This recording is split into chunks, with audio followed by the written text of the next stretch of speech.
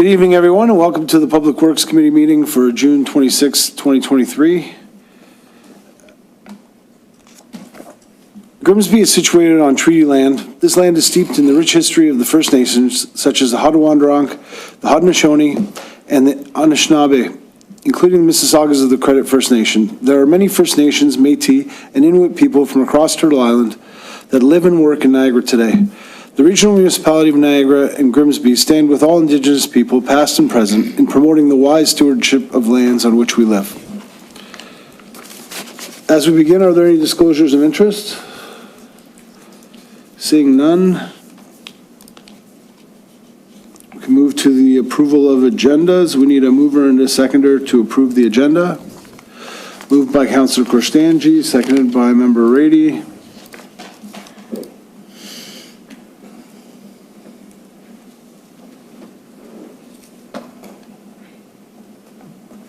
Resolved that the June 26th, 2023 Public Works Committee agenda be approved. All in favor?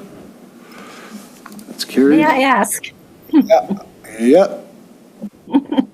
May I ask that the report 23-15 just be lifted? I have a few questions. Yeah, Member Smink was going to ask the same thing, so we absolutely. You can second. You can second it. I will count you as a seconder. Thank you, Councilor DeVoli. That's carried. Next, we need a mover and a seconder to receive the previous minutes. We're going to mover. Got Councilor Howe and Member Rady. Resolved the Public Work Committee minutes of May 23rd, 2023 be received. All in favor? That's carried. Thank you. Okay, we have no delegations or presentations, so we'll move on. We have we need to, a mover and a seconder. No, sorry, you won't need the mover or seconder to pull it from the minutes. It's just when we get to the voting on the resolution, that's all. But for the report, for DPW 2315? Yeah, so well, I guess we'll get a mover and seconder to get it on the floor, but we don't need it to pull from the consent, is what I'm saying. Okay. Yes. Right. So I need a mover and a seconder to get on the floor. I had Member Smink. Is that okay with you as a mover? And seconded by Councillor DeVoli.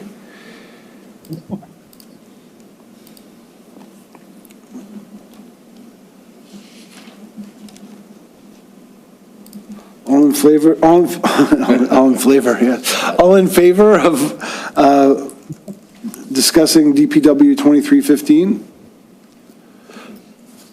That's carried. Thank you. Okay.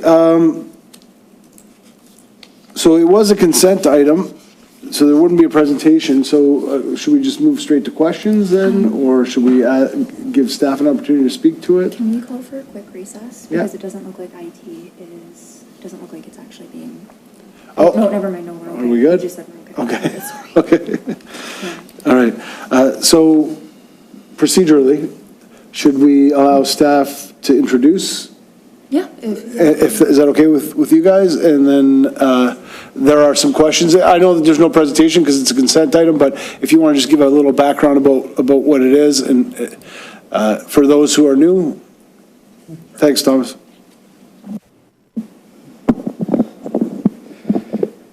Okay, through you, Mr. Chair. So the report in question here is our 2022 annual RQMS infrastructure review. RQMS is Roads Quality Management System. And basically what this report is just a summary that we do of a meeting. Well, I guess, sorry, just to back up, we have a meeting every year, which is basically to summarize sort of our maintenance and rehab programs for our transportation network. It's built on the quality management system that drinking water QMS is built off of, so it's sort of a unique system we have here in Grimsby, but it works well with drinking water, so we've done the same thing for our transportation system. Effectively, it gives our staff just an opportunity to review sort of what we've done throughout the year through our various maintenance programs, how well it's working out, come up with any ideas or changes we'd like to look at, as well as using those sort of findings for budget planning and various other things throughout the year. So if there's any questions, I'm more than happy to answer them. Perfect. Member Spink, I think you were first, and then I'll go to Councillor DeVoli. Okay, I think I pressed the right button. First of all, through you, Mr. Chair, I wanted to commend the staff for the improvements in the proactive maintenance and the cost sharing with adjacent municipalities. I saw a lot of great stuff in this report. And I do understand that it's believed that the maintenance is occurring within the required maximum timeframes, and that there's lots of actions for improvement. I'm coming as a former, someone who formerly would compile information for expert witnesses. So I've looked through a lot of handwritten stuff and, tried to piece together when maintenance occurred for various things. So I do understand that there can be an implication to any deficits, even in documentation, as opposed to actual operations. So there's a couple of red flags. One that I wanted to ask you about was about deficiencies in retroreflectivity of signs, which is a requirement, and it seemed like for some reason, 2022, you didn't address any of those. So that was my first question. If there was a particular reason for that, if there was a change in standards, or if something was happening. No, so through you, Mr. Chair. So 2022, the retroreflectivity was conducted, and to be honest, just with all the changes that were happening in-house, it was actually just an omission that things weren't finished off, but staff are taking care of them right now. Thank you. And then the other thing that, was highlighted in the report was that you were unable to determine for sure that the minimum maintenance standards, the MMS requirements, were being met on a number of the key things like the road surface quality and sidewalk deficiencies and the road signs as well. I saw notice of use of a computerized maintenance management system, which I thought was very positive.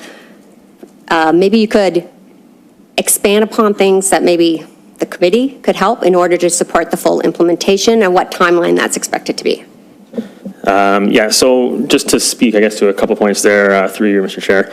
As far as the minimum maintenance standards and whether or not those table times and things are met, effectively, we do meet all of our table times. Where the issue comes with data is that we have multiple sources where we're pulling data from. So when we do road patrols, just as an example, and we catch potholes or something that might be required on an MMS standard, we do take care of those, but we don't have the same system in place for, say, if staff members were to call in a pothole or a resident were to call in a pothole. We don't necessarily track those as an MMS. They would just be dealt with when they're called in. So it's just the way in which the data is currently being collected and stored kind of makes it difficult for us to get a full picture. That being said, as you've noted, we are moving to a new computerized maintenance management system, which is actually being piloted, or not really being piloted, but being run through the first phases through the transportation system here. So we're hoping that this is going to really streamline a lot of the concerns we have with data and just bringing it all together into one place to make reporting a lot easier. So, Thank you. Any other questions? So further to that one, and I haven't forgotten about you, Councillor DeVoli, it's just while we were on the topic, the computerized maintenance system that is being implemented, is that going to allow for resident concerns when they call them in to be, put in the same place, in the same track? So I'm assuming when you say staff, staff is driving and see something, or, the sidewalk elevation differences, things like that, those are legal requirements. Those are things that you clearly, but when somebody calls something in like a pothole, that's not something that, it might not fall under that, liability type system. So is everything going in the same place and it's going to kind of be triaged? Like, how is that going to work, I guess, is the So through you, Mr. Chair, without diving into the whole program, because it is a corporate-wide program for all departments, I believe the goal, yes, is to have sort of everything within that one system. So whether it's through a citizen reporting portal or staff finding something and making a work order, or through our required patrols or annual type of patrol situations, I think the idea is everything will be within one system. So everything will be tracked and will fall into the same categories. Thank you. Councillor DeVoley, sorry, I just, it was right along the same line, so I wanted to continue the line of thinking. Go ahead, please. Yes, thank you, Chair DeFlavio. My questions had to do with, or at least one of my questions had to do with the CMMS project. So thank you for asking those questions and for hearing the answers. I wanted to comment on the report and specifically the part that talked about tree planting. In 2022, the report talks about the tree planting initiatives and 286 trees being planted, native species and so on. And one, I wanted to point that out, that I think that is a really good thing and that we are moving to using more Indigenous native species, which got me thinking, though, that here we are as a municipality making a real effort to do this. I know the Niagara Peninsula Conservation Authority has also taken it on themselves, and they are doing a lot of tree planting. And so that led in my thinking to a question for staff, because I see the other parties in our town who plant trees being our developers and builders. And so my question to our staff is there some way we could encourage those organizations to also plant native species when they are doing that? I believe we have a program in town that requires them to do that after the homes are done and the aprons are, and driveway aprons are done and so on. But is there any way we could encourage developers / builders to actually plant native species as well? Yeah, so through you, Mr. Chair, recently, and I can't speak to prior to myself being here at the town, but I know as a part of our current development policies, we are picking the types of trees. So it is controlled by the town which trees are being planted, and we are trying to steer in that direction. That being said, we definitely are a little more aware now of what types of trees we're putting in certain locations. We wouldn't put a big oak tree in a small boulevard where it's going to potentially have issues with the sidewalk or something of that nature. So we try to plan accordingly and put appropriate sized trees in the locations, but then we always try to be a bit of aware of trying to keep native species as well. And I understand from some folks who are more skilled in this area in their background than I am, but that it's really not good to plant 100% the same tree everywhere. We know from our emerald ash issues and so on that having a mixture and variety of trees in an area is really good. But do you work off like a list of native species, or do you try and make sure that at least a certain percentage of trees are native? Give me some thinking about your rationale and how you come up with the species even. Yeah, so through you, Mr. Chair, yes, monoculturing on a street is not a good idea, and we've definitely found that out with the ash borer. I mean, we do have, even just in Grimsby, entire streets where we had to go out and clear, 30 plus trees, almost every tree along a street because of that reason. We don't necessarily have an internal list, but there is a list within the Niagara region for native species and sort of indigenous to this area. So that's the list that generally we work off of. And again, we also do try and keep in mind, the location. So not every native tree is really adept at growing, say, on a street side where it's going to maybe have higher salt content and those types of things. So we do have staff that, refer to an approved list of trees and try to pick accordingly and try to really make an overall more impressive streetscape and canopy by picking different trees. So. Thank you. That's all. Councillor Howe? Through you, Chair. I think the bottom line, though, with the trees, we do not have a bylaw. Is that correct? That regulates what we're doing with trees in town and... Through you, Mr. Chair, so there is currently bylaws in the works. I know just from public works standpoint, we're working on the public realm, basically a tree bylaw for how we are going to be maintaining and what our policies will be, and I believe there might be something in the works as well on the private side, but it's definitely something that we're working towards.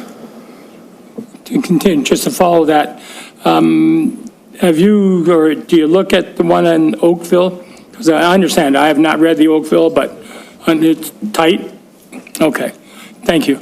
If I can ask, the 300 trees that went in last year, what's the mortality rate? It used to be 20%. I don't know if it's gotten any better or...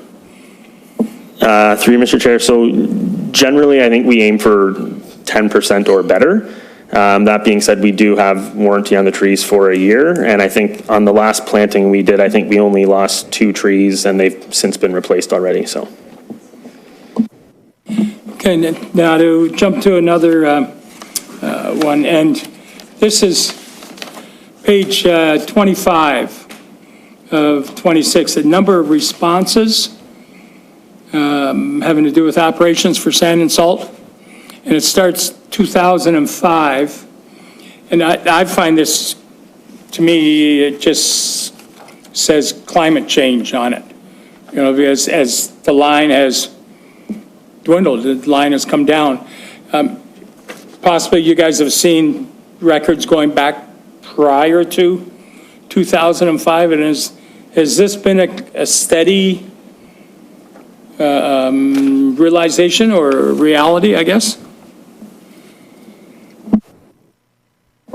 Sorry, so through you, Mr. Chair, again, in my limited time here, we have seen different winters. I mean, we experienced a lot more freeze thaw as opposed to sort of extended cold periods, which, you know, it can contribute to having to go out more frequently. But I think just based on this table, I believe the way we would refer to that is if we send out 3 or more vehicles, we would consider that a incident, if you will.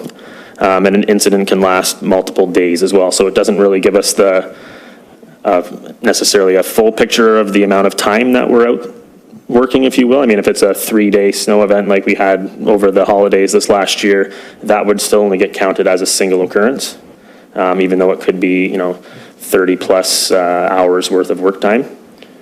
But again, through the new softwares that we're trying to bring in, we're trying to really build on this data and see how we can plan better and really have a better understanding of what the impacts are, so. Thank you. Any further questions? Yep, Member Rady? I know you don't want to do a deep dive on CMMS, but that's my background. So I got 2 questions. Is there a way we can see the status of the project, where it is? Because we were given a presentation by town staff that showed all the work that you guys had presented to the council, and it was excellent. It really helped me at least get my head around what you've got up against you, I guess, and the work that's coming. We're betting the bank on CMMS. I can see that. And I've talked to Brandon about that. One of the interesting things is, and it has a self-serve portal, so yes, we will be able to submit and see our own stuff, and there's a dashboard. It also contains program management. Are we using the CMMS system to program manage the CMMS implementation? Do you know? Through you, Mr. Chair, I can't really speak to that, sorry, at this point. So is there someone in the town that we could connect with that could give us an idea on more details on CMMS, like actually who's running the project and et cetera status? Yeah, I don't have a great answer, but through you, Mr. Chair, Brandon is probably the best one to, yeah, he's been the lead in terms of public works so far, and he'd be able to speak educatedly to where, you know, where we're at and where we're heading and what the full extent of the program is. But yeah, like Thomas mentioned, we're counting on being able to use it for resident complaints, staff, maintenance programs, and even informing future works, like using the data to inform what activities we should be rolling out. Yeah. To, hopefully that helps. To put it in context for you, 5 years ago, or more than that, I guess it's like 6 or 7 years ago, the idea was brought forward that, you know, a resident walking down the street should be able to snap a photo of the problem that they see, you know, a sidewalk that's raised or, you know, a pothole or whatever it is, a light that's out, and put it into the system immediately, and then it gets, you know, sent to the proper department or to the right person, and there's feedback to that resident. You know, that light is will be replaced in, you know, 6 weeks when the company comes to replace all the lights or whatever, so that it can be followed up on. That's the long-term goal. It's Thomas say we'll have that. I hope that it comes sooner than later, because I think I think that while in the short run, it might, there's work that needs to be done to implement it.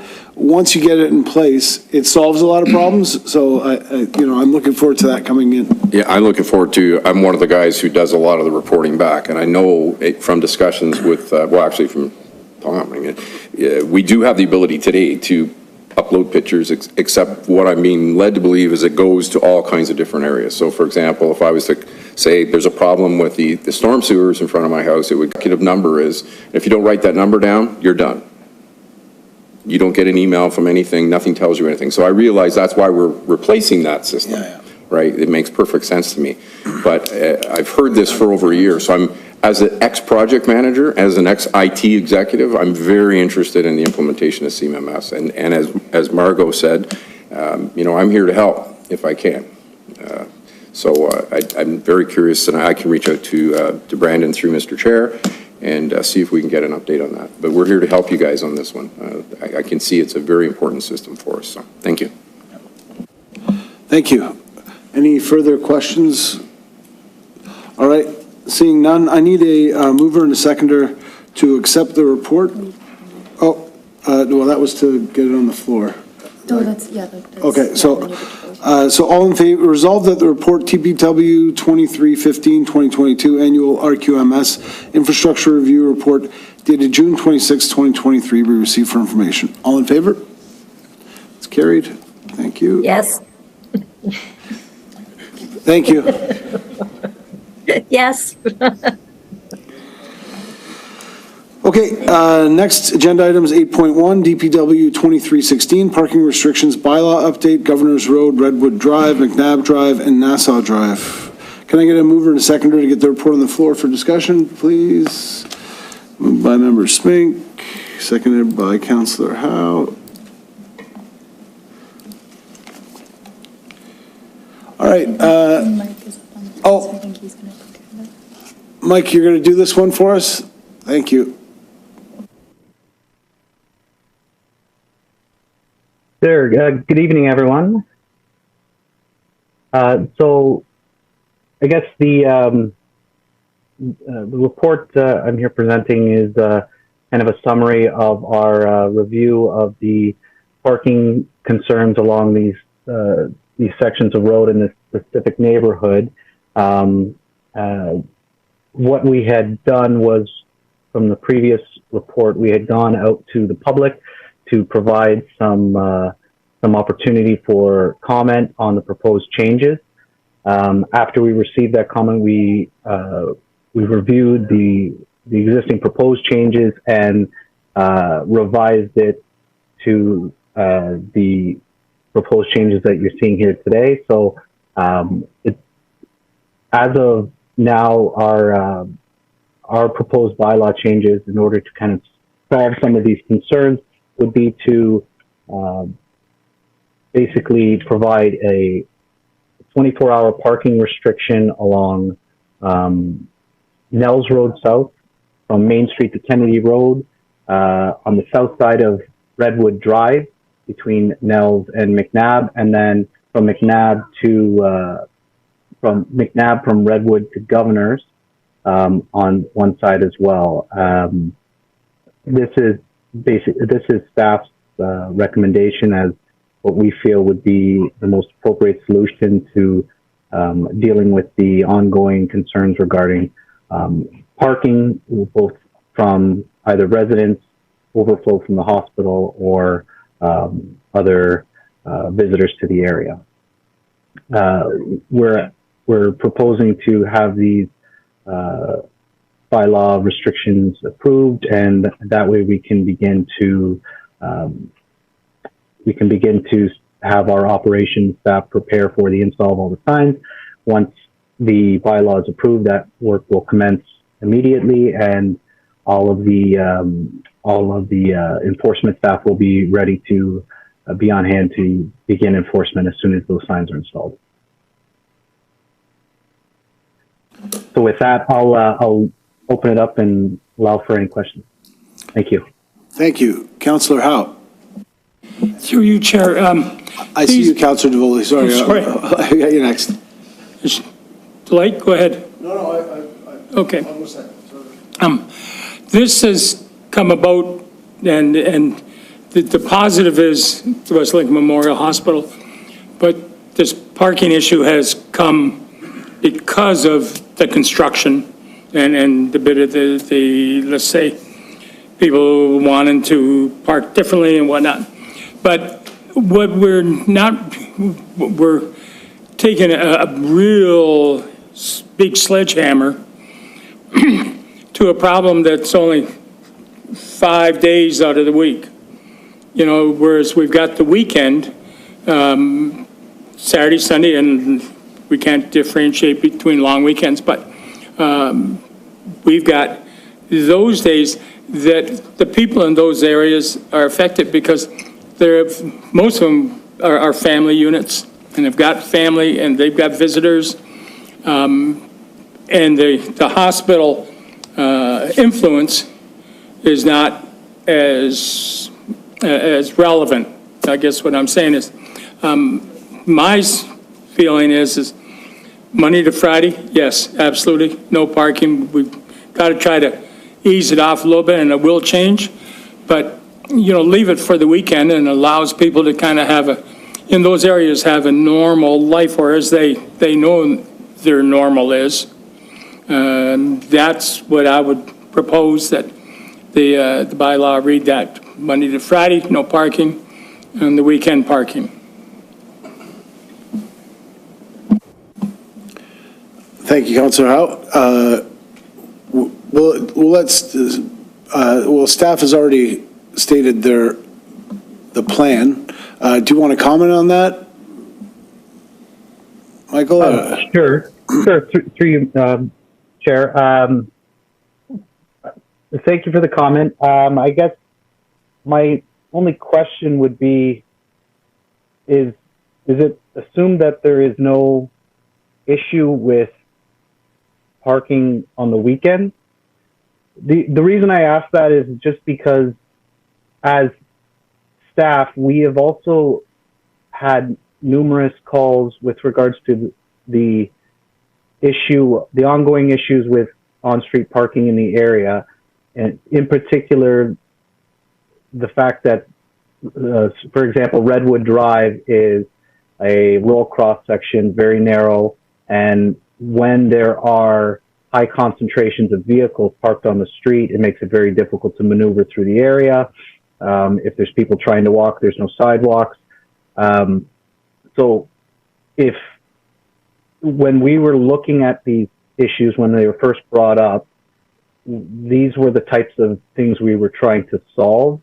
So I guess if we were going to a Monday to Friday only, we would run into the risk that if there were busy weekends, whether it be from hospital staff or visitors or with residents on the street who are having large gatherings, these same problems would still exist. So the idea behind these proposed restrictions would be to eliminate any of those foreseeable issues from occurring. This motion was first brought to town staff, they applied to a much broader area, and we've tried to kind of consolidate them down into these few areas that would be the repeat areas where these issues would occur. So that would just be, I guess, my response to that. Thank you. Councillor DeVoli.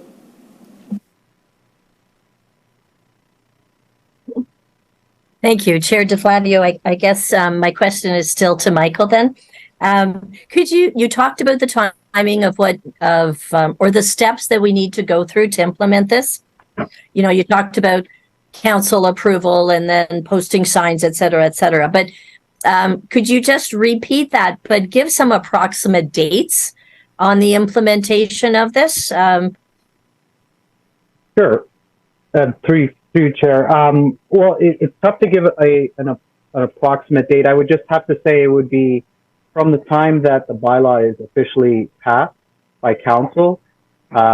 we would be putting the ticket into our operations staff to do the work, and that could be completed in somewhere around 2 weeks. It all depends on our staff having to get locates to put new posts in for signs. So if there is locations where they have to install a new post, they have to call for locates to ensure they don't hit any underground wires or anything like that. So it could be about a 2-week process. So realistically, we're probably looking at implementation really end of July, beginning of August. Is that what you're thinking? I would say that's reasonable, yes. Okay, that was my first question. My second one was, this is the plan. And I always think it's good that when we have a plan of our proposed solution, that at some point in time we circle back and we reevaluate this. So could you just talk to the reevaluation of how successful our plan may be and the timing of when that would happen for you? I like your helper. Sorry about that. So we can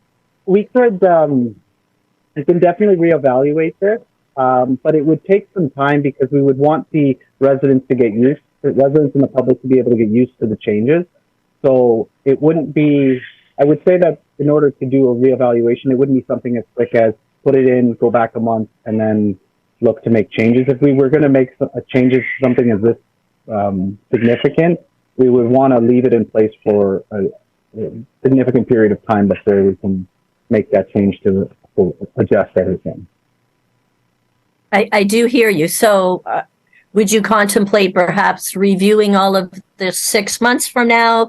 I realize that brings us into the winter, but I would really like to see us stay on top of this and evaluate whether our solution is really working or not. I know there were some residents who wanted restrictions of no parking on both sides. There are others who are happy with restrictions on one side. And so, there's probably 100 different opinions about what we should do. And we've come up with this potential plan, but I would really like to see us sit down, just like you said, after a significant point in time and actually evaluate it and say, okay, is this really working? Are we meeting our objectives, right? No, I agree. So we can take that back and definitely look to have a further discussion. That would be great. And I realize we're not talking about specific dates, so I'll only share with you that I'll mark it in my calendar and you'll probably hear from me after the new year. Thank you. Thank you, Councillor Davoli. Any other questions? Councillor Korstanji? Just a comment on your public engagement and the results. Just want to commend you on the attempt for public engagement to hand deliver to everybody that actually lives in the area so that they can personally have a say. I know it wasn't exactly the highest response, but you gave everybody the opportunity in that neighborhood that it affects to have a say in this matter. So I think that's really appreciated. So I just wanted to say that's fantastic. Thank you. Councillor Howe? Just to reiterate, it really has become a Monday to Friday situation and a problem for them. It wouldn't take any more to change the sign and to change the bylaw to read Monday to Friday and allow the residents in that area to kind of have a little bit of their life back. If we take no parking all the way through, you got 2 or 3 people coming over to visit, and you got no place to put them. You got no place to have what you're used to, I guess. What you're used to being able to, you put your car out on the roadway, and then you can watch the garage floor, this sort of stuff. This is what the people are used to. I don't think at any time that it was asked, well, what about Monday to Friday, or and separate it to the weekend. So I would, strongly say, that we make it Monday to Friday. Member Smink? perhaps I misunderstood the report, Mr. Chair, so I'll ask staff through you. On all of the streets, there still will be parking on one side? Is that correct? For you, Mr. Chair, yes, that's correct. It's just restricted on one side.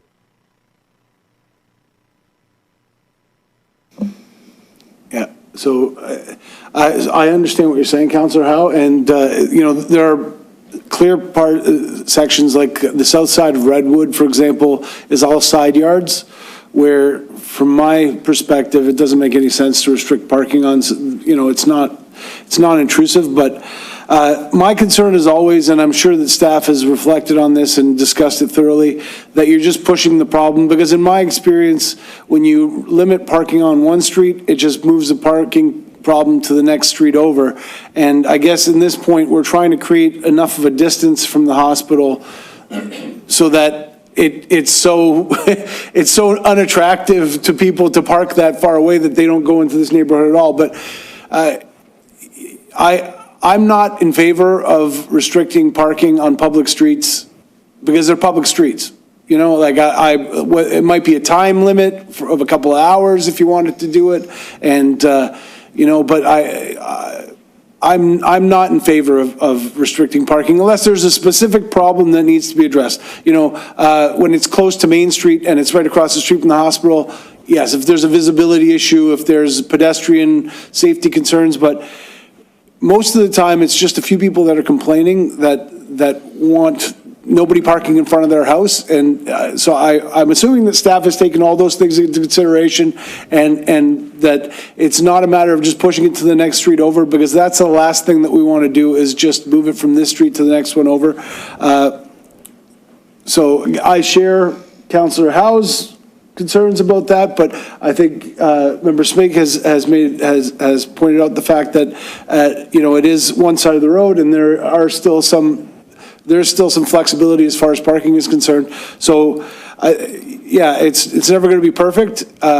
This came forward as a result of complaints, and going back to the question that Councillor Davoli had about reviewing it, I think that once the hospital project is completed and the parking problem is kind of, not fixed, because there's always going to be paid parking there, and there will always be restrictions on parking and limited parking, but there will be significant parking there once the hospital project is completed. Maybe we can reflect on it then. It doesn't have to be 6 months from now, but when the hospital is completed and it solves some of those local problems as far as parking is concerned, I would suggest that we put it on the radar for staff to go back and say, hey, maybe we don't need these restrictions anymore. Maybe this isn't an issue anymore. But right now it is an issue, and there are problems that are occurring as a result of the construction project. And I think this helps to solve some of those problems. So thank you for that. Martin. Yeah, I have a little bit of skin in this game simply because my daughter and son-in-law live on Governor's Road, but I want to come back to Councillor Howe's point, which is I kind of agree with. I spoke to them. I was surprised that there was no response from Governor's Road on the parking issue. But anyway, I took it up with them for a few minutes, and they're not opposed to one-side parking, even if it happens to be in front of their house, but it's still, they're not opposed to it. I was going to say it might be a conflict, but you're just giving an anecdotal example. And they're not opposed to one-side parking. They also feel that parking on both sides is a bit dangerous. I was going to suggest that perhaps you might consider a little breathing space by letting it up on Sunday. Instead of both days of the weekend, but maybe Sundays and statutory holidays. I think to lift the parking restriction. I've seen, in going over there, I've seen the cars parked on, I think it's the east side of McNabb. They're, and where they're coming from. They're either workers or visitors from the hospital, and it's I could see where it'd be annoying to the neighbors on the street. Thank you. Marvin, you had a comment? Sorry.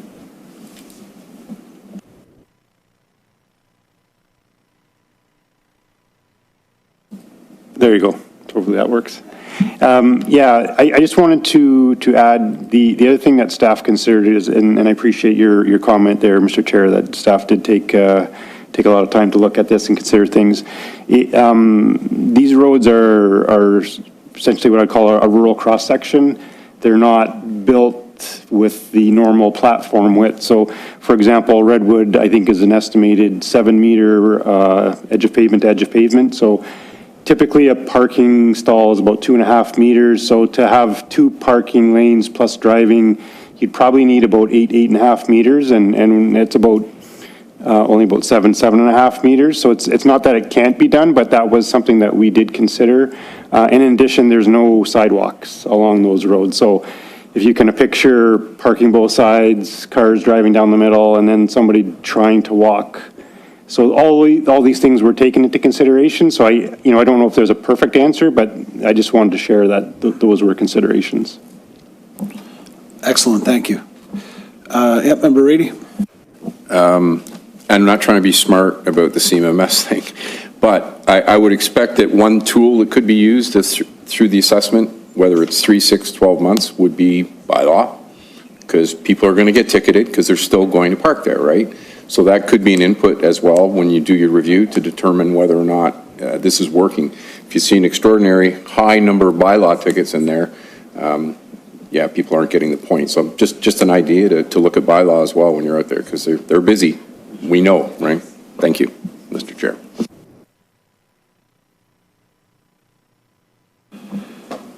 Okay. Just give me 1 sec, folks.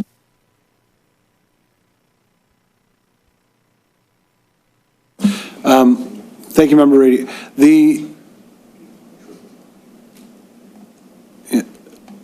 Any other questions, sorry, comments? The only, Councillor Howe, and the limiting it to whether it's Sundays or weekends, in my experience, and I get you want to make it as straightforward as possible, because what happens if you make one day where it's not parking? I mean, anybody who's ever parked in Hamilton, I can give you an example. No parking on this side of the road from the 1st to the 15th, from November to April. So you've got to deduce from a series of clues, like you got to pull out, you got to triangulate where the sun is at that moment in the day. So you want to make signage as clear as possible, in my opinion, make the parking restrictions as clear as possible. One side of the road, every day of the week. I think that is the best, most straightforward way of doing it, in my opinion. If that's what staff recommends, then, I respect your opinion, so I'll stick with that. So we have resolved, moved by Member Smink, seconded by Councillor Howe, resolved that report DPW 2316 parking restrictions bylaw update Governor Road, Redwood Drive, McNabb Drive, and Nassau Drive dated June 26, 2023 be received, and that council consider the information presented in this report, including the results of the public engagement and proposed parking restrictions, and that the proposed bylaw amendment as described herein be approved by council. All in favor? Opposed? That's carried. Pardon me? Yeah, so do you want a recorded vote? No? Okay, good. So just Councillor Howard's voting opposed, I'll note that. All right. DPW 2317, Assumption of Municipal Services, Westbrook Subdivision, Phase 1 and 2. Can I get a mover and seconder to get the report on the floor? Got Member Rady, seconded by Councillor Howe. Is it Marvin? Okay, thank you. Thanks. Through you, Mr. Chair, I'll maybe just kind of lead things off, and then I'll maybe ask Spencer to add a little bit of background too, and he may be able to answer some of the questions a little bit better than I can. But essentially, this is, I'll call it more of a housekeeping report. This is a subdivision that's been around for a while. Primary services, so water, sewer was put in 2010. So this is basically to kind of put the bow on it. It's complete. It was completed in 3 phases. All 3 phases are are complete. Deficiencies have been checked. There's no outstanding deficiencies. One of the phases is actually a private development, so there's no services, like town services being assumed. So just phase 1 and 2, there's actually town services being assumed. So this is to essentially the housekeeping to identify that the subdivision is complete, and then it would be allowing us to release securities back to the developer, and we would formally then be taking over all of the infrastructure associated with the public portions of those developments. Thank you, Marvin. Any questions on that? Okay, seeing none. I have the motion moved by Member Rady, seconded by Councillor Howe. Resolved that report DPW 2317, Assumption Municipal Services, Westbrook Subdivision Phase 1 and 2 dated June 26, 2023 be received, and that the Director of Public Works be authorized to issue the final certificate of completion of services, and that the Mayor and Town Clerk be authorized to execute the necessary assumption bylaw. All in favor?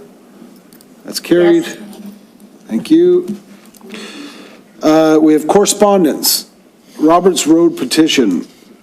Can I get a mover and a seconder to receive the correspondence? Councillor Cristangi. Councillor DeVoli. Any questions, or is there, the staff have any discussion on the Roberts Road petition? So, does anybody want to provide background on it? Okay, yeah, go ahead, Member Rady. So it appears to me, based on the petition, this is pre-election. Is that a fair assumption? Yeah, okay. So I read this this weekend, so I took a ride over a couple times this weekend just to look at it. And it looks like there's traffic calming has been put in place as part of our traffic calming that we talked about in May around Hickory Crescent and as well as Evergreen. And that's going to stay? That's a pilot. That's a pilot. Okay. Sorry, go ahead, Marvin. Yeah, through you, Mr. Chair. Yes, this is actually year 2 of the pilot. Right. You'll probably recall they were installed last year as well. They were moved prior to winter maintenance. So this year, essentially, we put them back up again, and they'll stay for the duration of this year. Again, we'll bring them down in November. We've collected data, traffic data, before they go up. We'll collect traffic data during the time that they're installed. And again, prior to them, the bollards being removed. So we'll be able to collect a lot of data and assess the impacts, pros and cons of having them there. So, yeah. I know it was an election year and an unusual year. I would say that for future, if we continue the pilot or if we start to implement some of these things, I think they need to go up a lot earlier than the end of June. That's the only feedback that I have. You know, they just went in last week, and you know, I understand they were removed because of snow removal, and I get that. It makes it difficult for snow removal vehicles to maneuver through those things. But as soon as you know, the last frost date, for example, might be the date that we choose, but there needs to be a date that's a little bit more logical and a little earlier. The Roberts Road one specifically, I travel that road multiple times a day, and unfortunately, the lining of the road and the parking restrictions make it so that the bump outs are on the upward, the southward portion of the road. The speeding, in my opinion, would be more likely on the downward portion, the north-facing part, because I drive down it every day, and it's actually hard to drive only 50 kilometers an hour on that road because it's so wide open and it's downhill. So you've got to hit the brakes to go down it at speed. Now, I know that the speed studies don't show 100 kilometers an hour, so please don't misunderstand me. I'm speaking anecdotally, and the data doesn't support more than just some traffic calming stuff there. But I think that if we reline the road and change the parking so that people were parking on the right side where the houses were, it would slow traffic down more and people would be more likely to park there. Because I think that parking very clearly parking on the road slows down traffic. And so The reason why it wasn't put on that side of the road was because there's a lot more space on the other side of the road, and it's a rural road on the other side of the road, and so I can understand the logic behind it. I just think from what we're trying to achieve from a traffic calming perspective, if you allow for parking on the north-facing side of the road, and you reline the road so that it's, you can put the bump outs on the north-facing side, it would do a better job of slowing down traffic. You guys are the experts. I'm just speaking in my opinion, but I'm glad to see them there. I'm looking forward to seeing the data. The only thing I could say from the perspective of, again, I'm only speaking from experience. My concern is people are asking for speed humps. I don't think that they understand the impact of speed humps from a noise perspective. You know, you might want speed humps on your road, but you don't want them in front of your house because you can't sleep with the windows open at night because every time a car goes over, you hear thump, thump, thump, thump. You know, like every night you're going to be sleeping with your windows closed. And again, my experience is Lake Street and Winston Road when it comes to speed humps. And both of those, the intent was, well, Winston Road was to get the traffic off of Winston Road that was not local traffic. That's not the intent here. Roberts Road is a through street, and the intent is to get people from Main Street to Livingston. And what will happen is if you put speed humps on this road, in my opinion, is people go over to Garden, where there are no sidewalks, and it's a rural road with ditches, and you'll have people firing down Garden Drive instead of going down Roberts Road, where the road is intended for high-density traffic, or higher density, not even high density, but, you know, the type of traffic that we're talking about here. So let's be careful what we do here, and be careful what you wish for when you're a resident of the street, because, you know, I've seen what happens if you do things incorrectly. I don't think we've done it incorrectly, but I've seen the impact of speed humps. In Winston Road, they worked really well, because cars that were going down Winston Road because they were going straight through, we got them to go on the service road. It reduced traffic significantly on Winston Road because only the people that were going down Winston Road would go down Winston Road. You got them onto the service road. In this case, that road is intended to be a through street, and you know, it's not just local residents, it's people going through to the service road, it's people, and so we have to be careful what we do here. We want to calm traffic, but we don't want to, you know, to use Councillor Howe's anecdote, or to use his example, you don't want to use a sledgehammer in this particular case if it's not necessary. So that's my only opinion on that. Go ahead, Councillor.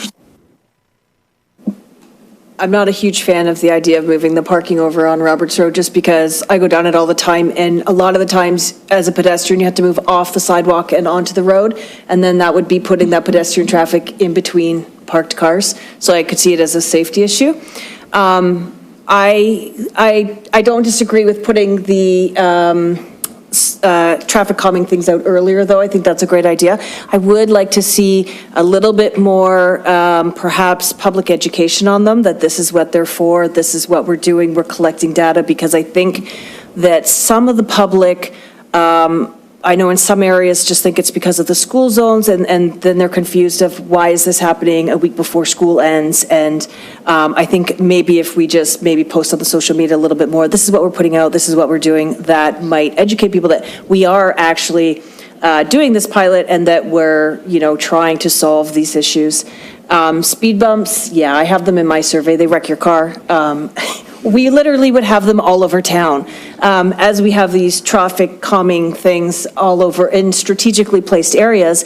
If we found that, you know, there are issues, which we know there are, you would literally be putting speed bumps all over town. We wouldn't be able to drive anywhere. So they seem like a great idea, but in practicality, we actually reduced the amount of number that we had because they weren't as effective as people thought, and there was a lot of damage to the cars. So just a few comments on that.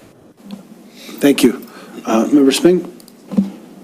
Yeah, I had just a couple questions.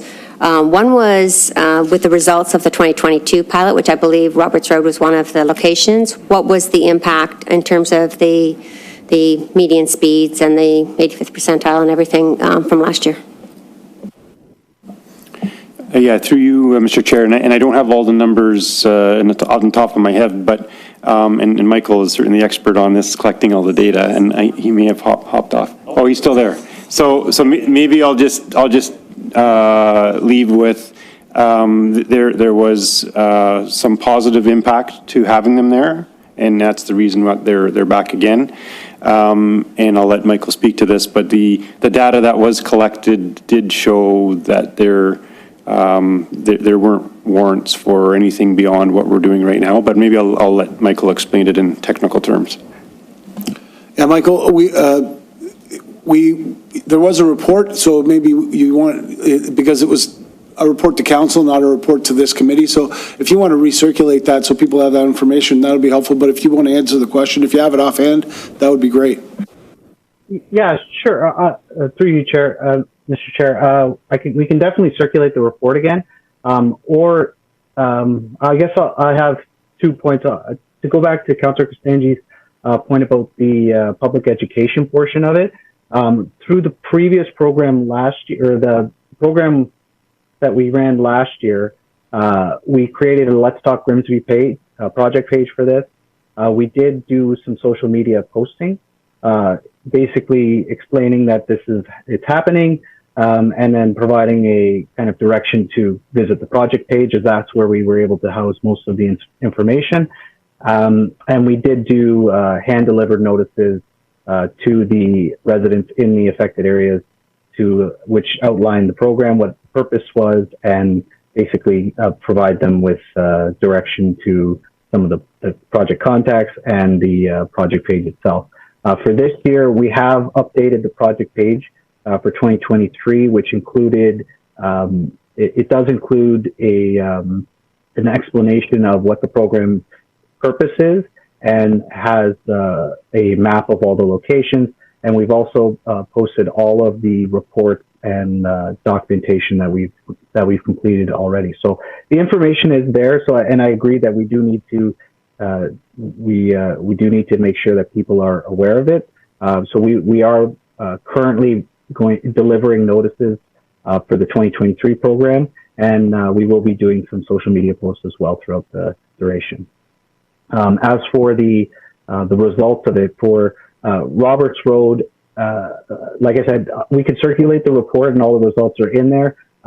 Just kind of to give a baseline understanding of what the existing conditions are. Average speeds right now on Roberts Road are about 49, 50 kilometers an hour, and the 85th percentile sitting anywhere between, it depends on the day, but it's typically falling between 53 and 56 kilometers an hour.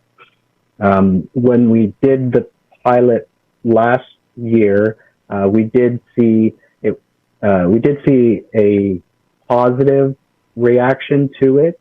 It wasn't a massive change, but we did see a reduction. Let me see, I have it right here. We did see an improvement in compliance by a few percentage points. We did see an improved average speed. We saw a reduction in average speeds of about 3 kilometers an hour. And where are we here? Sorry. Average speed, we saw a reduction in 6 kilometers an hour, and 85th, we saw a reduction in 3 kilometers an hour.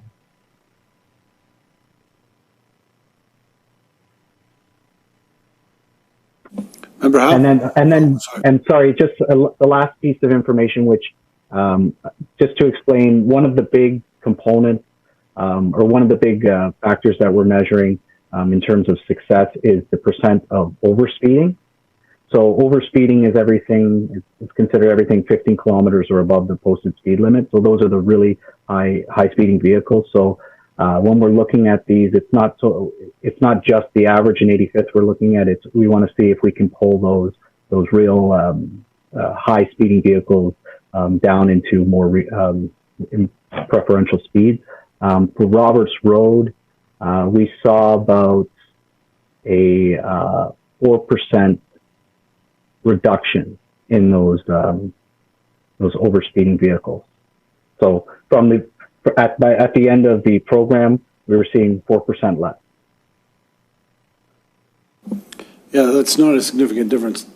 Councillor Howe? Through you, Chair.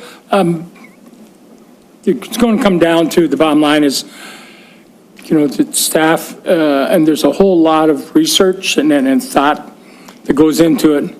But the fact is you still need that sledgehammer, to use that in, a metaphor, if I may.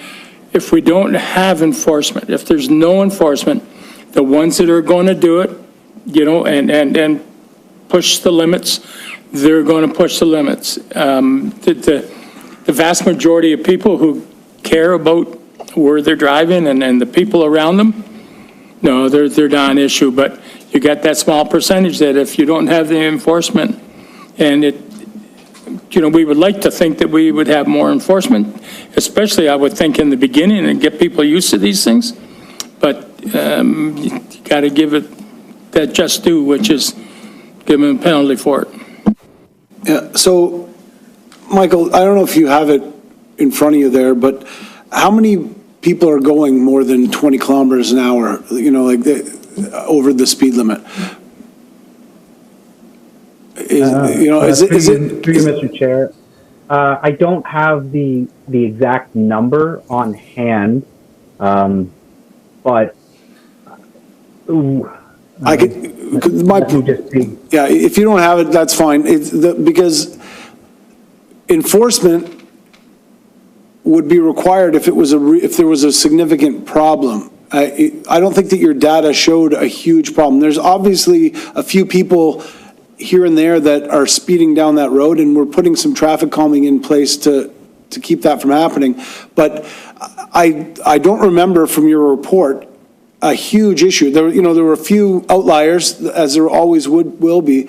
I could tell you again, anecdotally, that there was an incident that we dealt with on the escarpment where people complained about the speed, so I reported to the police. We got the police to go there, and it was all people that live on that street that ended up getting ticketed.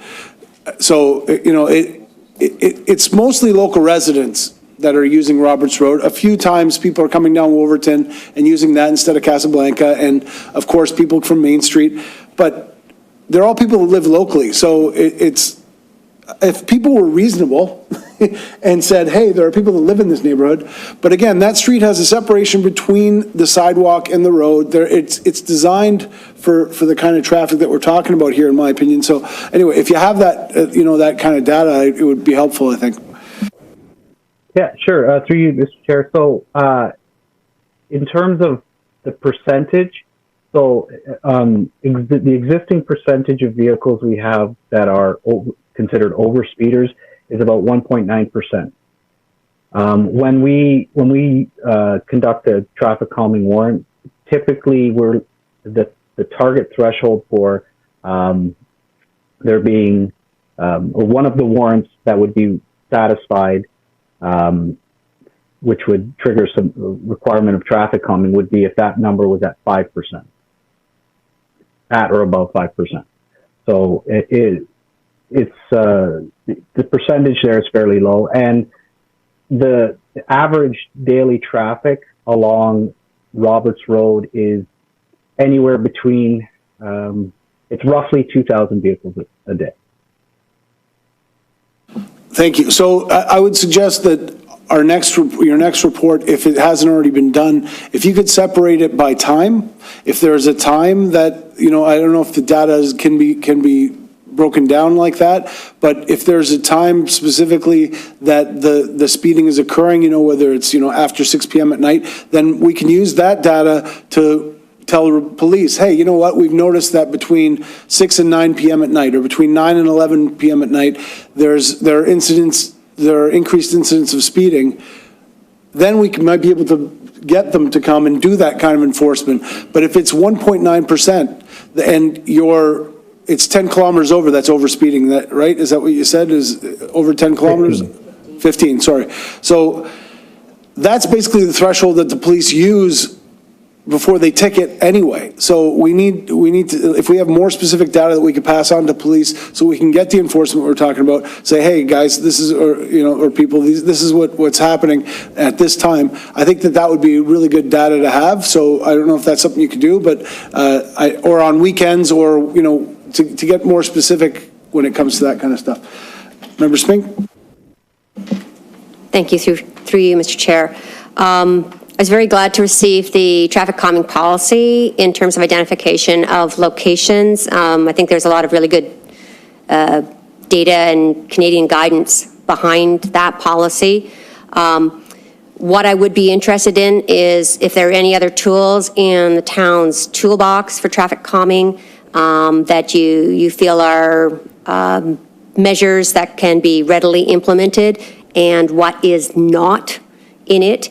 I was a little appalled by the smorgasbord of possibilities that were in this petition. Sorry. Because I do think that there are a lot of potential negatives, and especially if they were put in many, many locations.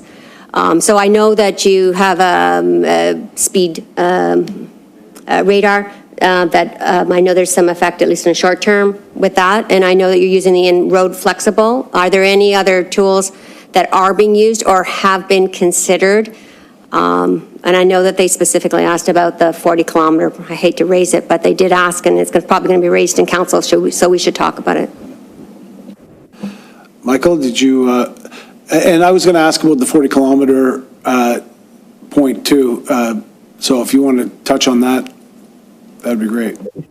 Sure, through Chair. Yes, we do have the radar boards. We're testing out the flexible signs right now. Speed humps are an option. It's just because of the cost and the severity of them. That was sort of the reason why. That's one of the reasons why we're doing the pilot that we are now, is to look at more cost-effective options and things that may be as effective, but not as, don't have as many drawbacks, such as speed humps do. We have made use of strategic pavement marking. On top of Wolverton Road, we've actually tested out using some pavement markings with words and using the transverse lane marking. Yes, and we also do routine monitoring on roads such as Roberts Road. We actually currently have a permanent radar counting unit that is attached to a street light. So we have data for that street 365 days of the year. And that's in addition to our annual count program, which is completed by a contractor. Thank you. So, the residents that, the petition mentions 40 kilometers an hour. Something for, something that you might want to reflect on, because it will come up at council. It's a through street. There are other things to consider. I mean, I don't know if you want to give us your opinion on that now, or if you've had a chance to look it over or discuss it.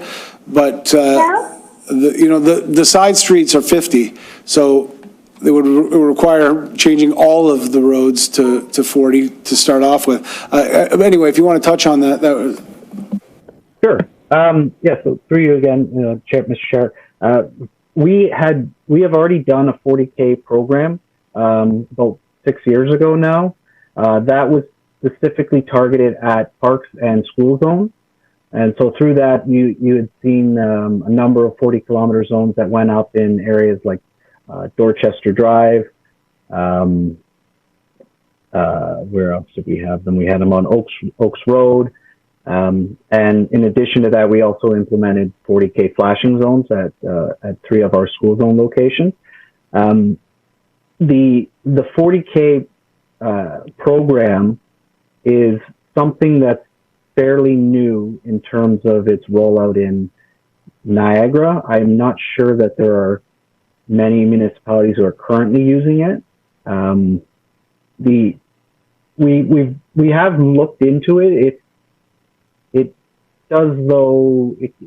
does require a lot more consideration, just because is it you want to just put in 40 Ks to put in 40 Ks, or are you actually trying to change the speed of the road? And that all depends on the type of road, the type of area it is. It doesn't, for example, if you have a cul-de-sac that only has 50 cars that drive down it a day, and all the houses are, it's only 100 meters long, you're not going to be getting speeds that are in excess of 50 very often. So would putting a 40 kilometers zone sign up, would that have a great effect on it? So that's all stuff we have to consider when we'd be rolling out a program like that. Typically, the 40K zones have been relegated to just school zones and park areas where we have high concentrations of vulnerable road users, such as children. Thank you. And I think when staff come back to council, I think that's an important piece of information that should be provided, you know, the specific areas where we use it and where it's been used in the past, and the relationship between speed signs and speed are, you know, reducing the speed limit doesn't reduce the speed. You've got to do other things. So I think we're doing those other things. Let's make them work and go from there. But again, I'm not. You guys are the experts, and I'll let you bring your opinion forward to council at the future. Any other questions or comments? Or yeah, Marvin. Yeah, through you, Mr. Chair. I just wanted to add. Obviously, there'll be a report coming that'll respond to the petition and look at the pros and cons of each of the suggestions. But one thing which we'll also refer to in our report is we will actually just putting the terms of reference together for a transportation master plan, which we'll be rolling out hopefully later this year. One of the things that we're going to ask that assignment to include is what does a 40K kind of town-wide look like? Is that something we should be considering? What are the pros and cons? So it can look at the whole town wholesomely and even compare against, like other municipalities in Niagara and even close to us, Hamilton, Burlington, that sort of thing. So yeah, you have to obviously be quite mindful and careful when you want to consider something like that. So, but I wanted to share that that's coming. Thank you, Marvin. Any other questions? Okay, I have a motion moved by Councillor Cristangi, seconded by Councillor Davoli. Resolved that the petition regarding traffic calming on Roberts Road be received. All in favor? That's carried. Okay, other business? Member Smink? Yeah, I was very glad to receive the orientation presentation that was provided to council. It was shared with the new committee members, and saw that we have a lot of major projects coming up in the next 3 years. So I don't like being blindsided 3 days before and having to read all of the background. So I would really appreciate, receiving some of the background information. And we can do it on one major project at a time as an update, or it can be provided as background material. So I'm just putting this out as a request for staff. I guess if I had to choose one to start with, I would go with the Downtown Reimagined, mostly because it's going to be top of mind of everybody in town as soon as it starts. But also because I understand that the funding is tied to completion by October 2026. So I would love to see what does that overall schedule look like, what is the budget and the cost sharing with the region, and how does the parking management study that's taking place feed into it. And if you have any, I think we are going to need, as a committee, are going to need to help take that through successfully. So I would love to be able to have some background information and get up to speed on that. Thank you. So what could happen, whether it's through SharePoint, which you mentioned, Member Rady, or whatever way that staff wants to do it, maybe we could start putting a folder or a binder together where people can go for, I know that information's out there, because but you've got to deduce from a series of clues, like, find it in an old report or in an old meeting. And so if if you look at the priorities and you look at the schedule of things that are coming up, and you've got the previous reports that are already put together, if somebody could just click and drag those into a folder and share that folder with members of the committee and probably members of council, that would be really a really helpful start. And you know, it's just a matter of titling it, and so I don't know how we can go about doing that and how the town wants to do that, but maybe Marvin can speak to it first, and then we'll get to you, Member Rady. Yeah, thank you. Yeah, through you, Mr. Chair, and it's a great question and suggestion, and we've had some internal discussions, and we thought maybe as a starting point is for next committee meeting is just bringing like a summary together of the projects that are on the go for 2023. You know, hit the highlights for you, hit some of the deadlines that need to be met, the deadlines we want to meet, just so you can see like a kind of an overall picture as a starting point. And then maybe from there may be a few projects where you want to drill down on that we can get some more information on, and others that maybe aren't, we don't need that detail on. Yeah, if that works. So what I suggested to Brandon, which is something that we implemented when I was the chair of planning, was there was an update file, like a Word document that was just ongoing projects with a brief update. So it doesn't have to be a make work project. It could just be updated, you know, once every couple of months, once a month, just as things are progressing, so that way you don't have to, once you've created it once, it's just a matter of updating it. It's not a matter of having to constantly recreate the document. And within that, even if you did it that way, you could have links to those reports. You could have links to that other information. So again, you're not having to recreate it every time. It's one person's going to have to create it really well the first time, and then you delete things as things are completed and add things as they come on board. And that's what we did because it's great for council members, it's great for committee members. Council members have questions. A lot of times it'll keep them from having to even ask staff, because they go to that document and go, oh, where's this project? Where's this information? They can answer the questions themselves. So I know that it's a lot of work in the beginning, but the goal is to make us is to teach the man to fish, you know? So we want to be able to find those answers ourselves without having to ask you every time there's a question. So if that document's created in a way that is thorough and easy for you to update, I think it's a really good long-term way of continuing to come back to it. So I don't know if that kind of, it goes, yeah, it's a start. Any other questions or any other new business? Member Rady? So Margot and I have actually talked about this a little bit, and so again, I can offer some help here if you guys are interested. So the 3 committee members have got email addresses now. I don't know if you're aware of that. And so we're now able to access some, not all, but some of the Town of Grimsby information, and that includes SharePoint and Microsoft Outlook groups. And so we've done a test already this week and created a Public Works Committee group in SharePoint, which could be a repository for this data.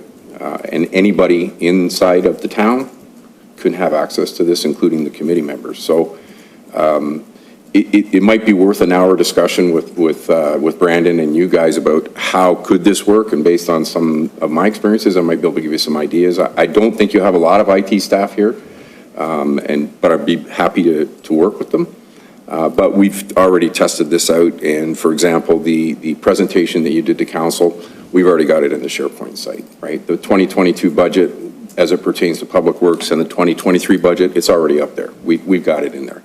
Okay, so that we can at least go in and self-serve, as you know, as the chair says, we want to teach people how to fish. So this is not intuitive. There has to be a little bit of structure around it, but one of the nice things about it is I don't need to track you guys down. We're supposed to funnel our requests through the chair anyways, right? We're not supposed to be talking directly to staff, but it is a way to talk to staff without talking to staff, right? It's there, and as Councillor DeFlavio says, you can send out a link to the committee folks or to the group.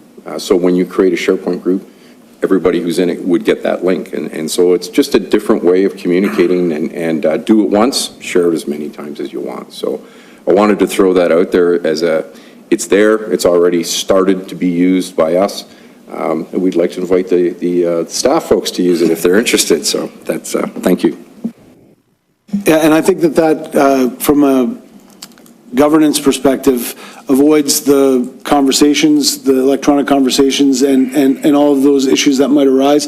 It's just a place for information. It's not, there's no discussion in SharePoint. It's basically like a folder but you're going to organize it in a way that's easier to maneuver, but it works the same way that a folder does. You see the files, you see the subfolders, and it's really easy to navigate.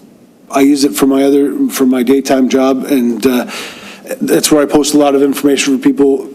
And it also, rather than sharing a document via email, it allows you to share a link internally, which saves, data and other things like that. So there are lots of positives to that. So yeah, it's something to consider, definitely. Any other items of new business?